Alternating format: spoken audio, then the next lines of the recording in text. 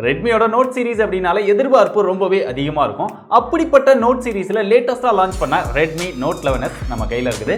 இந்த மொபைலோட unboxing and quick review தான் இந்த வீடியோவில் நம்ம பார்க்க போகிறோம்.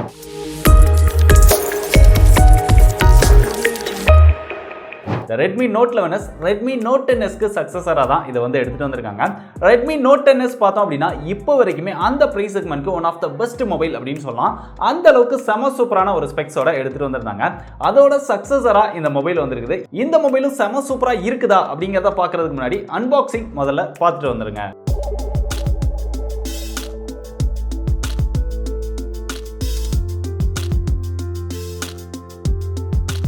இதோட டிசைன் அப்படின்னு பார்த்தா பெருசா அட்ராக்ட் பண்ற அளவுக்கு ஒரு புது டிசைன் எடுத்துட்டு வந்திருக்காங்க அப்படின்லாம் சொல்ல முடியாது. இங்க கேமரா பிளேஸ்மெண்ட்டை வேணா கொஞ்சம் சேஞ்ச் பண்ணியிருக்காங்களே தவிர மற்றபடி டிசைன் அப்படின்னு பார்க்கும்போது இங்க வந்து ஒரு பிளைனான கலர் தான் கொடுத்துருக்காங்க. இந்த மொபைலோட வெயிட் 179 கிராம் இருக்கு. ஓரளவு நல்லாவே வெயிட் மேனேஜ்மெண்ட் பண்ணியிருக்காங்க. திக்னஸ் 8.1 mm இருக்குது. அதனால மொபைல கையில் எடுக்கும்போது ஒரு மொபைல் எடுக்கிற ஃபீலே வரல. அந்த அளவுக்கு ஒரு நல்ல டிசைனா இருக்குது. அதுக்கப்புறம் இங்க பிளேஸ்மெண்ட் அப்படின்னு பார்த்தா டாப்ல ஒரு ஸ்பீக்கர் கொடுத்துருக்காங்க. அது பக்கத்திலே IR blaster secondary noise cancellation mic வருது. ரைட் சைட்ல வால்யூம் அப் டவுன் பட்டன், கீழ பவர் பட்டனோட ஃபிங்கர் பிரிண்ட் சென்சார். எப்பவுமே side mount fingerprint sensor தான். Xiaomi மொபைல்ஸ் அப்படினாலே ஃபிளாக்ஷிப்லயே எதிர்பார்க்க முடியாது. அதனால இந்த பிரைஸ் செக்மெண்ட்லாம் in display fingerprint sensor எதிர்பார்க்காதீங்க. Side mount fingerprint sensor வந்திருக்குது. அதுவுமே ரொம்பவே பெர்ஃபெக்ட்டா வர்க் பண்ணுது. பாட்டம்ல வந்தோம் அப்படின்னா இங்கேயும் ஒரு ஸ்பீக்கர் கொடுத்திருக்காங்க. Dual stereo speaker. ரொம்ப கம்மியான பிரைஸ்ல நிறைய மாடல்ஸ்ல ஆஃபர் பண்ற ஒரே பிராண்ட் அப்படின்னா Xiaomi பிராண்ட் தான். அதுக்கப்புறம் இங்க வந்து charging port, type C port கொடுத்திருக்காங்க.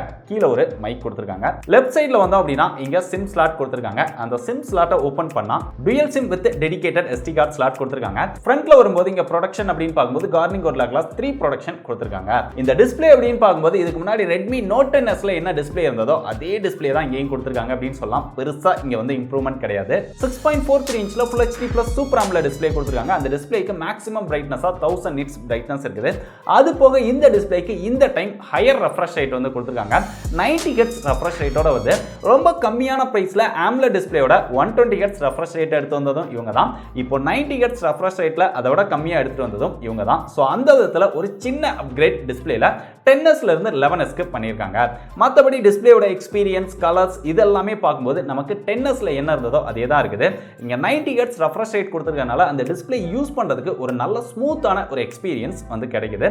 சோ கொஞ்சம் ஒரு பெட்டரான எக்ஸ்பீரியன்ஸ் வந்து நமக்கு இருக்குது. அப்படிங்க கேமராஸ் அப்படின்னு பார்க்கும்போது ரியர்ல குவாட் கேமரா செட்டப் கொடுத்திருக்காங்க. அதுல பிரைமரி சென்சாரா 108 மெகாபிக்சல் வருது. அதுக்கப்புறம் ஒரு 8 megapixel ultra wide angle lens, 2 megapixel macro depth அப்படிங்கிற மாதிரி குவாட் கேமரா செட்டப் வந்துருது. Selfie camera 16 megapixel selfie camera கொடுத்திருக்காங்க.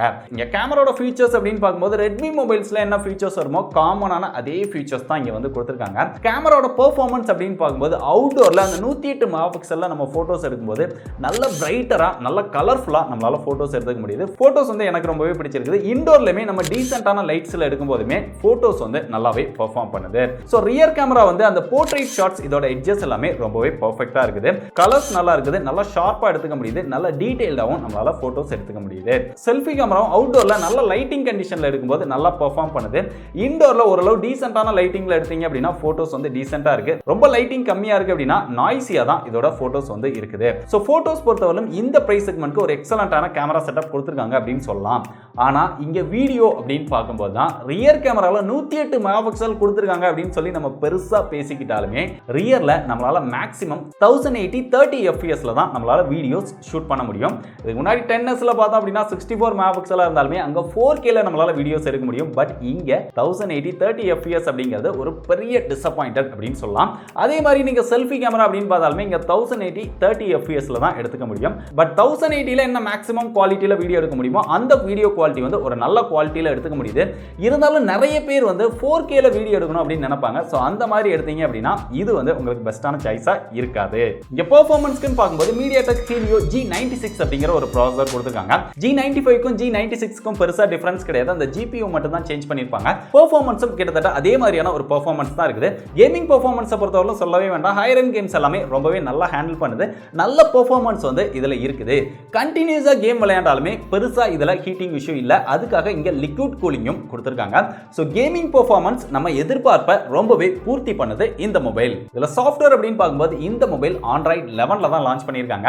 இப்போ லான்ச் பண்ணும்போது Android 12ல லான்ச் பண்ணிருந்தாங்க அப்படினா நமக்கு 13 14 அப்படிங்கற ரெண்டு அப்டேட் கிடைக்கும். பட் இங்க 11ல லான்ச் பண்ணதுனால உங்களுக்கு Android 12 13 அந்த ரெண்டு அப்டேட் தான் கிடைக்கும். ஆல்ரெடி 10sமே Android 11ல தான் லான்ச் பண்ணாங்க. அதுக்குமே 13 அப்டேட் வரைக்கும் வரும். சோ 11sக்கு ஒரு அப்கிரேடா இவங்க 12ல லான்ச் பண்ணிருந்தாங்க அப்படினா இன்னும் கொஞ்சம் நல்லா இருந்திருக்கும். மத்தபடி சாஃப்ட்வேர் எக்ஸ்பீரியன்ஸ் எல்லாமே சேமா இருக்குது. இங்க MIUI 13 லேட்டஸ்ட் வெர்ஷனோட இந்த மொபைல் லான்ச் பண்ணிருக்காங்க.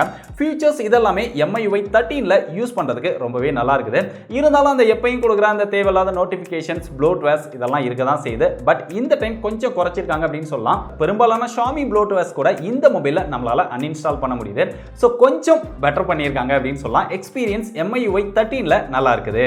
Xiaomiயோட MIUI 13க்கான ஒரு டெடிகேட்டடான டிப்ஸ் அண்ட் ட்ரிக்ஸ் வீடியோ உங்களுக்கு வேணுமா அப்படின்னா மறக்காம கீழே கமெண்ட் பண்ணுங்க. நிறைய கமெண்ட்ஸ் வந்தது அப்படின்னா இதுக்கு ஒரு வீடியோ பண்ண நான் முயற்சி பண்றேன். மத்தபடி Redmi மொபைல்ஸ்ல என்னலாம் வருமோ அதே மாதிரி தான் இங்க எக்ஸ்ட்ராஸும் கொடுத்திருக்காங்க. டுயல் ஸ்டீரியோ ஸ்பீக்கர் கொடுத்திருக்காங்க. அந்த ஸ்டீரியோல மியூசிக் எக்ஸ்பீரியன்ஸ் ரொம்பவே நல்லா இருக்குது. கால் குவாலிட்டி, நெட்வொர்க் குவாலிட்டி இதுல எல்லாமே பெருசா ப்ராப்ளம் கிடையாது. அது போக எப்பயும் போல இவங்களோட ஸ்பெஷலான IR பிளாஸ்டரும் கொடுத்திருக்காங்க. சோ இன்பில்ட்டா அவங்களுடைய ரிமோட் ஆப்பும் கொடுத்திருக்காங்க. உங்களுக்கு தேவைப்பட்டது அப்படின்னா அதையும் யூஸ் பண்ணிக்கலாம். கடைசி அதோட பேட்டரி பேக்கப் அப்படின்னு பார்க்கும்போது இந்த மொபைல்ல 10sல இருக்கிற அதே தான் கொடுத்திருக்காங்க. இங்க 5000 mAh பேட்டரி கெபாசிட்டி கொடுத்திருக்காங்க. அது போக 33 watt fast charging support plus அதோட அடாப்டரும் கொடுத்திருக்காங்க. இதை யூஸ் பண்ணி சார்ஜ் பண்ணா இந்த டைம் வந்து கொஞ்சம் எக்ஸ்ட்ரா ஆப்டிமைஸ் பண்ண ஒரு அடாப்டர் கொடுத்திருக்கோம் அப்படின்லாம் சொல்றாங்க. அதுக்கு சில நேம்லாம் சொல்றாங்க மார்க்கெட்டிங்காக. இந்த அடாப்டரை யூஸ் பண்ணி சார்ஜ் பண்ணும்போது 59 நிமிஷத்துல அதாவது ஒரு மணி நேரத்துக்குள்ளேயே ஃபுல் சார்ஜ் பண்ணிடலாம் அப்படின்னு சொன்னாங்க. நானும் நிறைய டைம் சார்ஜ் பண்ணி பார்த்தேன். பட் 1 ஹவர்க்குள்ள இந்த மொபைல ஃபுல் சார்ஜ் வந்து பண்ண முடியல. கொஞ்சம் டைம் வந்து எக்ஸ்ட்ரா தான் எடுக்குது. ஒருவேளை ஆஃப் பண்ணி சார்ஜ் பண்ணா 1 ஹவர்க்குள்ள பண்ண முடியுமா அப்படின்னு தெரியல. பட் மார்க்கெட்டிங்காக அவங்க சொல்றாங்க 1 ஹவர்க்குள்ள ஃபுல் சார்ஜ் பண்ண முடியல. பட் பேட்டரியோட பெர்ஃபார்மன்ஸ் அப்படின்னு பார்க்கும்போது இங்க 90 ஹெர்ட்ஸ்ல மொபைல் யூஸ் பண்ணாலுமே பேட்டரியோட பெர்ஃபார்மன்ஸ் நல்லா இருக்குது. பெருசா ட்ரெயின் ஆகிற இஷ்யூ கிடையாது. நீங்க நார்மல் யூசரா இருக்கீங்க அப்படின்னா உங்களுக்கு 1.5 நாளைக்கு பேட்டரி வந்து நல்லாவே வரும். ஹெவி யூசரா இருக்கீங்க அப்படின்னாலுமே உங்களுக்கு ஒரு நாளைக்கு பேட்டரி வந்து ரொம்பவே நல்லா நிற்கும். ஃபைனலா இந்த மொபைலோட பிரைஸ் அப்படின்னு பார்த்தா இதுல மொத்தம் 3 ஸ்டோரேஜ் வேரியன்ட் வந்து லான்ச் பண்ணிருக்காங்க.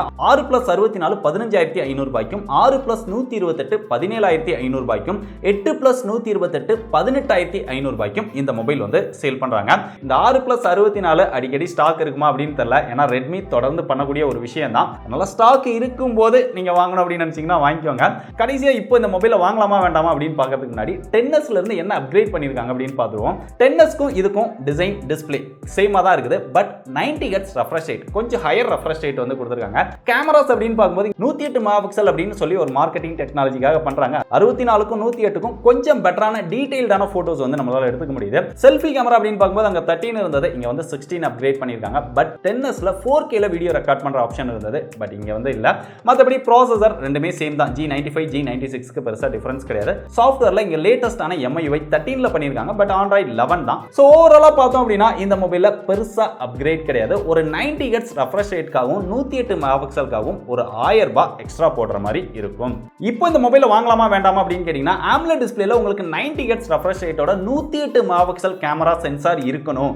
108 மெகாபிக்சல்ல நான் வச்சிருக்கிறேன் அப்படின்னு சொல்லணும் அப்படின்னு நினைச்சீங்கன்னா அது போக லேட்டஸ்டான MIUI 13ஓட ஒரு மொபைல் கம்மியான பிரைஸ் செக்மெண்ட்ல வேணும் அப்படின்னு நினைச்சீங்கன்னா இந்த மொபைல் வந்து உங்களுக்கு பெஸ்டான சாய்ஸா இருக்கும். நான் லேட்டஸ்டான சாஃப்ட்வேர்ல லேட்டஸ்டான மாடல்ல யூஸ் பண்ணணும் அப்படின்னு நினைச்சாலும் இதை வந்து நீங்க தாராளமா ட்ரை பண்ணி பார்க்கலாம். இதெல்லாம் எனக்கு தேவையில்லை அப்படின்னு நினைச்சீங்கன்னா நீங்க 10s ட்ரை பண்ணி பார்க்கலாம். இதை விட 1000 ரூபாய் கம்மியான பிரைஸ் செக்மெண்ட்ல இன்னும் பெஸ்டான மொபைலா தான் இருக்குது.